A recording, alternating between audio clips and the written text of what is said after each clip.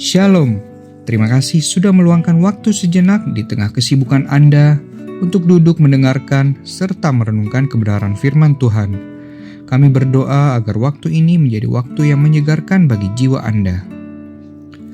Topik renungan kita sepanjang minggu ini adalah berdiri bersama kaum miskin. Bagian firman Tuhan yang menjadi fokus perenungan kita adalah Yakobus 2 ayat 2-4 terjemahan baru yang berbunyi demikian. Sebab jika ada seorang masuk ke dalam kumpulanmu dengan memakai cincin emas dan pakaian indah, dan masuk juga seorang miskin dengan pakaian buruk, dan kamu menghormati orang yang berpakaian indah itu dan berkata, silakan duduk di tempat yang baik ini. Sedang kepada orang yang miskin itu kamu berkata, berdiri saja, atau duduklah dekat tumpuan kakiku. Bukankah kamu telah membuat pembedaan di antara sesamamu dan bertindak sebagai hakim dengan pikiran yang jahat? Jemaat yang terkasih di dalam Tuhan, ada seorang juragan yang akan mengadakan acara syukuran pembukaan cabang kedua kantor miliknya. Dia mencetak undangan dan membagikannya. Tetapi di dalam undangan tersebut terdapat perbedaan waktu kehadiran, yaitu jam siang dan jam sore. Mengapa demikian?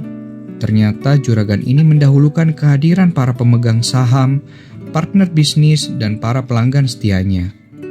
Setelah itu, barulah tamu biasa hadir pada sore harinya. Tentu jamuan pada jam pertama sangat istimewa. Selain sajian yang masih segar dengan pilihan menu yang banyak, juga senyuman indah yang terpancar dari wajah juragan tersebut dibandingkan dengan jamuan pada waktu sore. Dalam realita kehidupan sehari-hari, tanpa kita sadari ataupun dengan kesadaran penuh, sikap kita sama seperti juragan tadi. Kita membuat perbedaan berdasarkan status, kekayaan, dan penampilan. Inilah norma manusia, bahkan masalah ini sudah terjadi sejak awal gereja berdiri.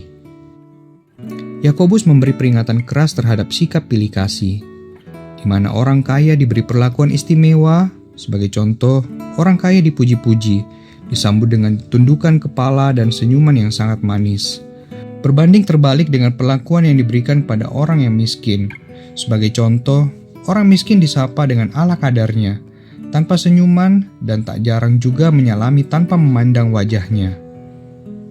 Yakobus mengecam sikap diskriminasi karena merupakan kejahatan di mata Tuhan. Tuhan Yesus sendiri yang menjadi contoh nyata. Dia mati di kayu salib bukan untuk menebus dosa sekelompok orang saja, tetapi menebus dosa semua orang. Dia juga mengasihi semua manusia tanpa terkecuali. Dan dia ingin setiap orang dengan latar belakang apapun, suku manapun datang kepadanya dan menerima karya keselamatannya. Gereja dan komunitas haruslah menjadi tempat yang paling aman dari diskriminasi. Kita tidak berhak mengukur orang lain berdasarkan sudut pandang kita. Sebaliknya, perlakukan setiap orang dengan setara. Dalam Yakobus 2 ayat 8b tertulis, kasihilah sesamamu seperti dirimu sendiri. Ini adalah perintah langsung dari Tuhan untuk kita kerjakan. Marilah kita saling menghormati, menghargai, dan melayani dengan adil dan sama rata, sehingga nama Tuhan dipermuliakan melalui perbuatan kita. Mari kita merenungkan sejenak. Apakah kita sering menilai orang berdasarkan penampilan, status, dan kekayaan? Tindakan apa yang harus kita lakukan untuk menunjukkan perlakuan yang sama rata kepada orang di sekitar kita? Mari kita berdoa. Tuhan Yesus, terima kasih. Kasih-Mu adil bagi kami semua. Ajari kami ya Tuhan untuk memandang setiap orang seperti Engkau memandang mereka sebagai ciptaan-Mu yang berharga. Mampukan kami untuk mengasihi sesama tanpa membeda-bedakan dan tidak berat sebelah. Dalam nama Tuhan Yesus kami berdoa. Amin. Kiranya renungan hari ini boleh menuntun langkah kita sepanjang hari ini. Selamat beraktivitas dan sampai jumpa lagi dalam renungan kita bersama esok hari. Tuhan Yesus memberkati.